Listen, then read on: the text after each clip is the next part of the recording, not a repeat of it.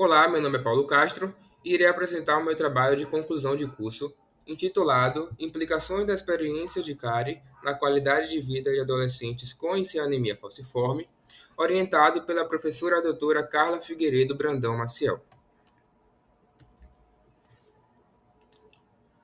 A anemia falciforme é uma das doenças hematológicas mais prevalentes em todo o mundo, afetando aproximadamente 30 milhões de pessoas mundialmente, com a estimativa de que nasçam em torno de 300 mil crianças vivas anualmente.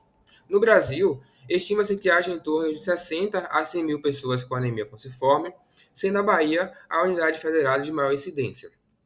Essa doença ela é uma doença genética hereditária, caracterizada pela mutação na posição 6 da cadeia beta-globina no cromossomo 11, o que vai fazer com que a hemoglobina A, que é considerada a hemoglobina normal, ela seja substituída pela hemoglobina S. Isso ocorre por conta da substituição do ácido glutâmico pela valina. Com isso, o paciente ele vai apresentar uma dificuldade no transporte de oxigênio, apresentando complicações durante a sua vida. Em relação às manifestações clínicas, os pacientes eles podem apresentar dores nas articulações e nas extremidades de mãos e pés, hiperplasia e crescimento ósseo compensatório, anormalidades craniofaciais, crises álgicas, febre, entre outras. Em relação ao diagnóstico, ele pode ser obtido através da eletroforese de hemoglobina, que é considerado o exame padrão ouro, e também através do teste do pezinho. No que se diz respeito ao tratamento, ele pode ser realizado através da analgesia nas crises álgicas, através do uso de analgésicos e de anti-inflamatórios, na transfusão de sangue de forma esporádica ou de forma regular, no transplante de medula óssea e na indução da síntese de hemoglobina fetal com hidroxurea. É importante destacar que na literatura ainda há uma falta de consenso sobre a associação entre a cárie dentária e a anemia falciforme. Alguns estudos clínicos eles sugerem que os pacientes com anemia eles apresentem uma maior predisposição ao desenvolvimento da cárie. No entanto, outros estudos eles não corroboram essa informação. Portanto, o objetivo da pesquisa foi avaliar a experiência de cárie em adolescentes com e sem anemia falciforme e o impacto desta doença na sua qualidade de vida. E para que fosse possível alcançar esse objetivo, na metodologia foram coletados os seguintes dados dos pacientes: os dados de identificação do paciente, a frequência de escovação e uso do fio dental, uso de medicamentos e internação. Vale lembrar que essa pesquisa ela foi aprovada pelo Comitê de Ética em Pesquisa da Escola Baiana de Medicina e Saúde Pública. Como instrumento, foi utilizado o questionário CPQ 1114 e o exame intraoral através do CPOD, que é o índice de dentes cariados, perdidos e obturados na dentição permanente. A amostra ela foi composta por adolescentes de 11 a 14 anos, matriculados no Colégio Estadual Francisco da Conceição Menezes, no Colégio Estadual Alberto Valença e no EMOBA.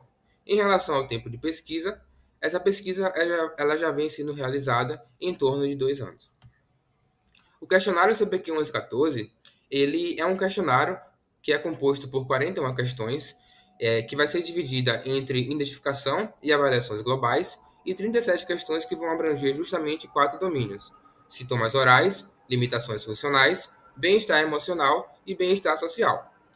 E os pacientes, eles respondem esse questionário e a pontuação geral ela vai ser obtida justamente pela soma dos scores, que vai variar de 0 a 148 pontos, em que os valores mais altos eles vão indicar um impacto negativo na qualidade de vida desses indivíduos. Após o preenchimento do questionário, foi realizado o exame clínico através do uso do CPOD. Então, os adolescentes eles foram colocados em cadeira em ambiente com luz natural e para realizar o exame, o operador estava devidamente paramentado, utilizando espelho clínico, sonda OMS, gaze e espátula de madeira. Não puderam participar da pesquisa usuários de aparelho ortodôntico, indivíduos com outros tipos de doença falciforme, indivíduos com comorbidades e os indivíduos que se recusaram a assinar o termo de consentimento. Os nossos dados eles foram analisados através do software R. Então, na análise descritiva foi calculada as médias e o desvio padrão. A normalidade das distribuições ela foi avaliada através do teste de Shapiro-Wilk, enquanto que, para verificar a correlação entre o CPOD e a qualidade de vida, foi utilizada a correlação de Spearman, onde o nível de significância ele foi estabelecido em 5%. Então, a pesquisa ela foi composta por 55 adolescentes, sendo que desses, 30 não possuíam anemia falciforme e 25 possuíam a doença. Do sexo feminino, 18 não tinham anemia falciforme, enquanto 10 apresentavam a doença. Em relação à escolaridade dos adolescentes, todos eram alfabetizados e a maioria da distribuição materna de renda foi de um salário mínimo. Em relação ao resultado do CPOD, pode observar que o maior CPOD dos pacientes com anemia falciforme foi 4, enquanto que os pacientes sem anemia falciforme foi 10.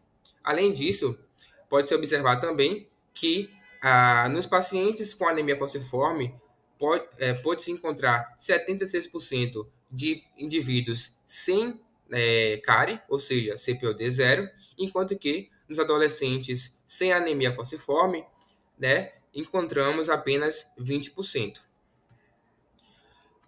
Nesse slide eu trago as estatísticas do CPQ 1114, onde pode-se observar que, após todos os questionários eles serem respondidos, né, nos pacientes sem anemia falciforme, o maior valor foi relacionado ao bem-estar emocional e bem-estar social, e nos pacientes com a doença, o maior valor ele foi relacionado ali com o bem-estar emocional. Lembrando que o CPQ, ele, quanto maior o valor, né, maior será a implicação na qualidade de vida do paciente. Então, após a análise dos dados, pode-se observar que não houve uma correlação significativa entre o CPOD e a qualidade de vida, com coeficientes de correlação de menos 0,73 em pacientes sem anemia e 0,99 em pacientes com anemia falciforme. E isso pode ser observado nesses dois gráficos, em que pode se observar que não houve uma correlação entre o CPOD e a qualidade de vida, porque se houvesse uma correlação, esses gráficos eles não estariam tão dispersos assim, eles estariam apresentando um padrão de correlação. Então, ao avaliar a experiência de cárie, Medeiros, em seu estudo realizado na faixa etária de 6 e 44 anos, ele encontrou que houve uma maior predisposição à cárie em pacientes com anemia falciforme. Porém, no nosso estudo, os resultados eles vão contrastar com os achados por Medeiros, revelando que 76% dos pacientes com anemia falciforme eles estavam livres da cárie, enquanto que nos indivíduos sem anemia falciforme, apenas 20% eles não apresentavam lesões de cárie. E apesar da anemia ela ser uma condição crônica, né, que vai acarretar complicações sistêmicas, né, por conta das crises álgicas, do uso frequente de medicações e do internamento, os adolescentes, né, deste estudo eles não apresentaram scores significativamente piores de qualidade de vida, né, em comparação com os adolescentes sem anemia falciforme. E isso foi reforçado por Mendes e colaboradores, né, que encontrou que, embora as crises dolorosas e hospitalizações elas interfiram na rotina, a adaptação à doença e acompanhamento multidisciplinar ele contribui, né, para minimizar os impactos sobre a qualidade de vida. Em outro estudo realizado por Nóbrega e colaboradores, foi possível encontrar que houve um impacto negativo da experiência de cárie sobre a qualidade de vida de crianças e adolescentes, especialmente quando eles estavam associados à dor e limitações funcionais. Porém, no nosso estudo, não foi possível verificar essa correlação entre a experiência de cárie e a qualidade de vida, tanto nos adolescentes com anemia falciforme, quanto naqueles sem a doença.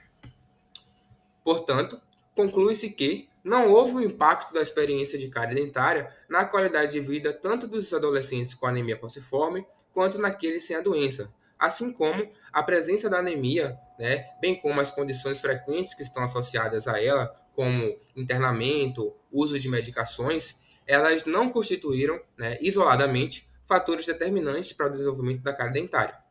Então, foi possível observar uma maior proporção de indivíduos livres de cárie no grupo com anemia, sugerindo que esses pacientes, por terem já, né, a anemia falciforme, eles estejam em um maior acompanhamento e uma maior atenção dos seus responsáveis. E é importante destacar que há necessidade de realizar futuras investigações com amostras mais robustas, justamente para assegurar a validade desses achados.